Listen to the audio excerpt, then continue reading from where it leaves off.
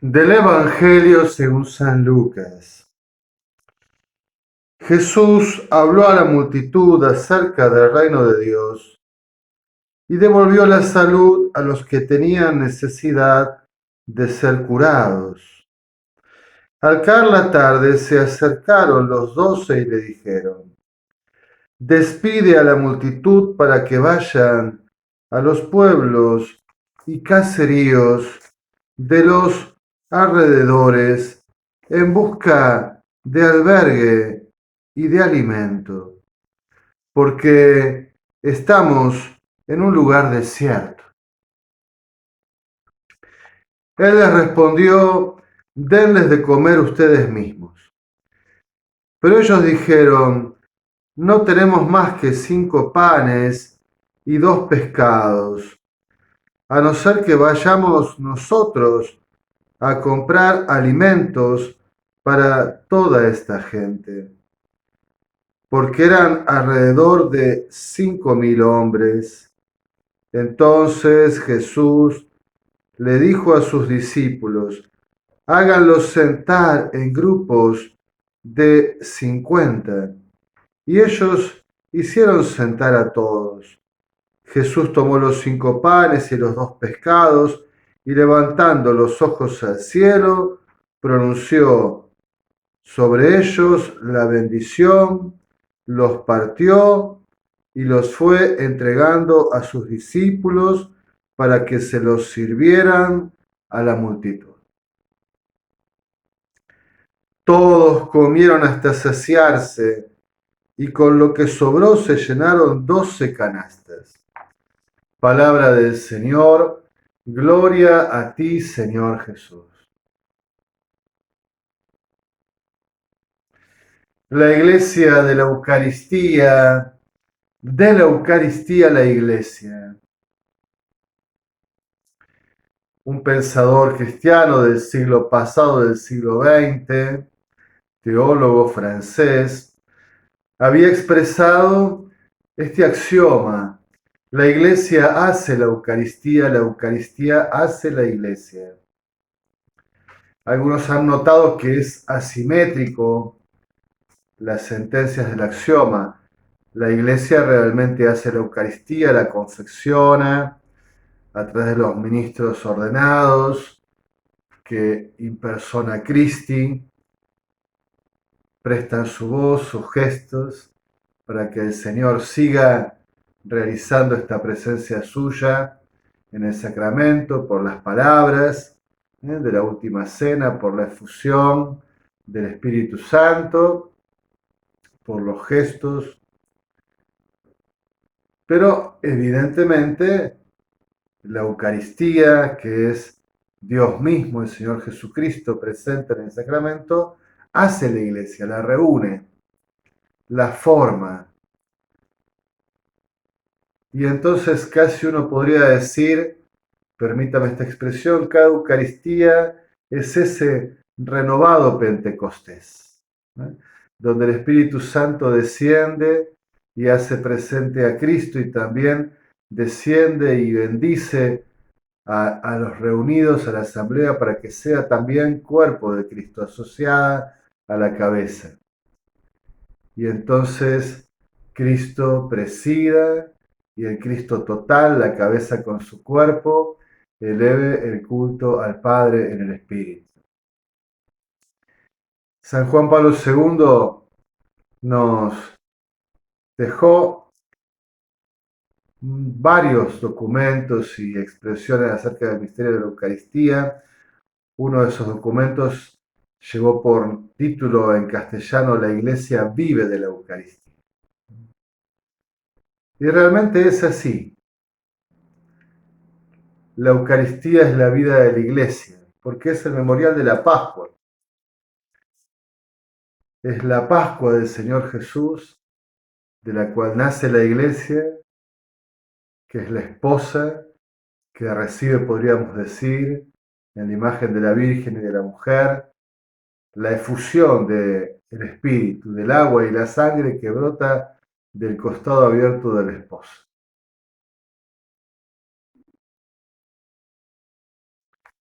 A veces comento que hay una imagen religiosa que,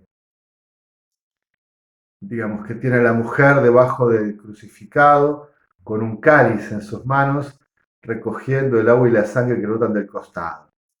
Que me parece que es una hermosa imagen, no solo de la Virgen María, sino también de la Iglesia, que recoge del costado de Cristo la gracia que surge,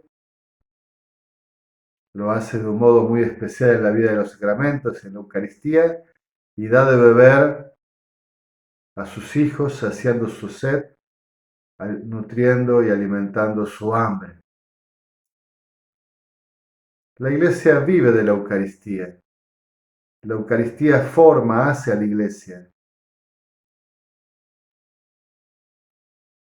Celebramos este domingo la solemnidad del cuerpo y la sangre del Señor.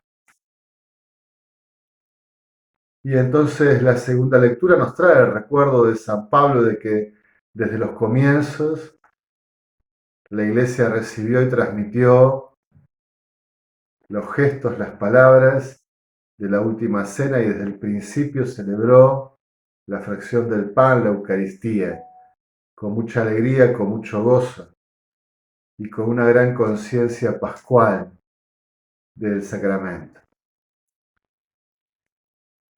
En esta solemnidad, personalmente quisiera rescatar de mi experiencia como cristiano y como sacerdote algunas intuiciones o certezas. La primera es la centralidad de la Eucaristía en la vida de la Iglesia. Yo he crecido quizás en tiempos donde se expresaba que no había que ser tan ritualistas, tan sacramentalistas, que la vida de la iglesia era mucho más que celebrar la misa, y entonces insistía mucho en la formación de las comunidades, y allí en organizar y propiciar reuniones de todo tipo, una amplitud de variantes y de espectro pastoral para dirigirnos a los niños, a los jóvenes, a los enfermos, a los pobres, a los ancianos. Bueno, realmente que pudiésemos reunir a la comunidad en todos sus estamentos, sus realidades, sus circunstancias, tener propuestas, formar la comunidad. Y creo que esto hay que seguirlo haciendo, evidentemente, ¿no? Pero que hoy yo digo es una consecuencia, porque también he percibido lo otro, ¿no? He percibido comunidades cristianas con grandes y variadas propuestas pastorales, desde lo sociocaritativo hasta, no sé, lo de lo recreativo, lo deportivo, los estamentos juveniles, pero donde no se celebra la Eucaristía y donde no hay oración y escucha de la palabra de Dios. Y entonces, ¿cuántas veces he pasado por parroquias donde yo decía, toda la gente que está en las pastorales, en las actividades, no es la gente que tengo en la celebración de la Eucaristía? Mucha gente participa en la vida de la parroquia, pero la Eucaristía no asiste. Y generalmente no los encuentro en una actitud de oración y de escucha de la palabra, ¿no? Entonces hay como una desorientación, un estar fuera de eje allí, ¿no? Y entonces es verdad que respondemos a lo humano, pero lo podría hacer otra institución.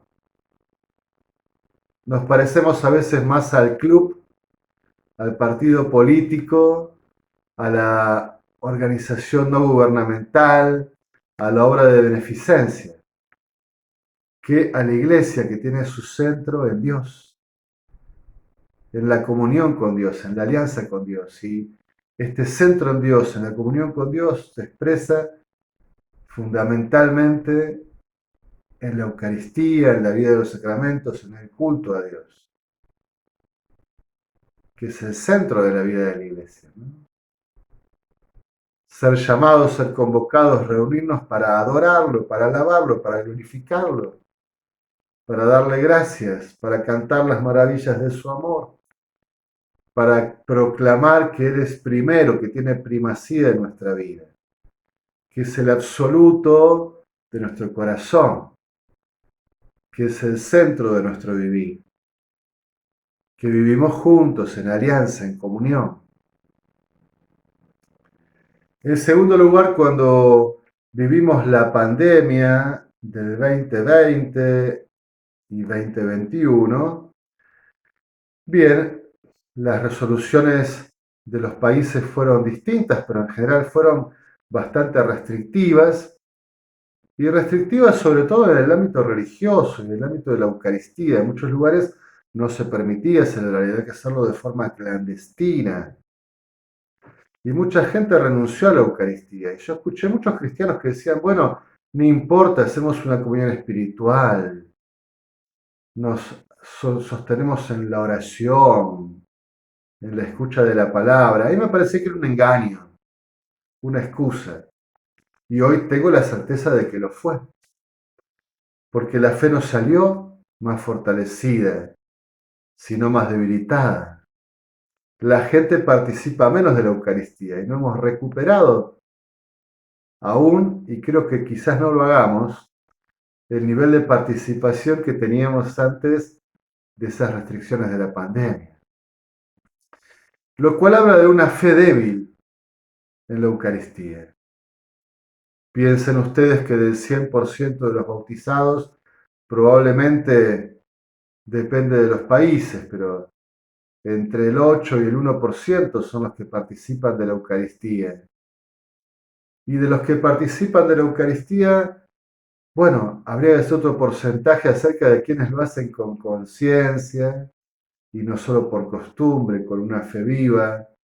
Y esa participación en la Eucaristía realmente se expresa en un proyecto de santidad de vida. Lo que voy a decir es un poco enojoso, así que les pido disculpas, pero como sacerdote, sobre todo en el oficio de párroco, muchas veces me he preguntado quién es la comunidad a la cual sirvo, quiénes son mi comunidad. Y esto no es exacto, no es certero, no es exhaustivo, pero es como más de práctica, de intuición práctica, ¿no? Muchas veces me he dicho, bueno, la comunidad, mi comunidad parroquial, es esta que yo veo en las misas cotidianas, no la de los domingos.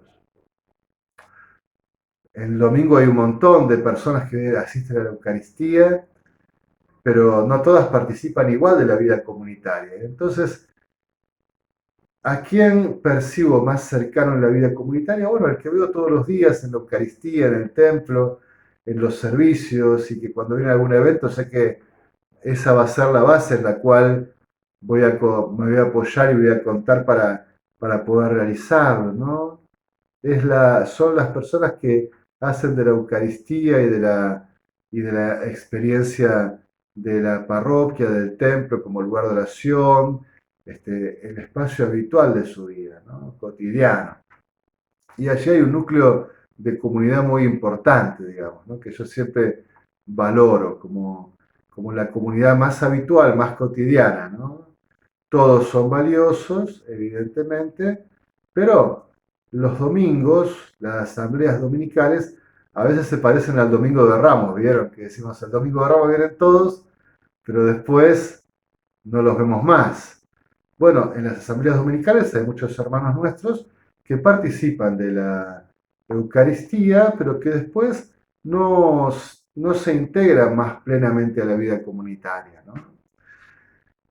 Pero evidentemente la Eucaristía está en el centro de la vida de la Iglesia y es la que forma la comunidad y que forma cristianos sólidos con proyecto de santidad.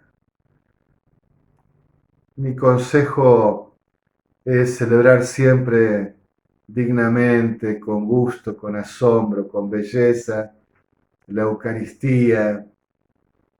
No importa la cantidad de personas que somos, sino siempre celebrarla con todo su misterio, con toda su hondura, con toda su vivacidad. Y también aconsejo la adoración eucarística, ¿no? Que todos los días haya en las comunidades un tiempo destinado, reservado a la adoración eucarística y que de tanto en tanto se haga el paso y la bendición con el Santísimo Sacramento. Alimentar, fortalecer la devoción eucarística en la vida de nuestras comunidades. Hacer de la Eucaristía realmente nuestra vida, porque lo es. Después el resto será una añadidura, una consecuencia de esta comunión vivida y transformante con el Señor. Bien, ojalá podamos volver a hacer de la Eucaristía, que es la Pascua del Señor, el centro de la vida personal y de la vida de la Iglesia. La Iglesia vive de la Eucaristía. Es la Iglesia de la Eucaristía la Iglesia, porque está allí la esposa, a los pies del esposo, recibiendo de su costado abierto la sangre y el agua, la gracia, el Espíritu, la vida nueva. En alabanza y gloria de la Santísima Trinidad.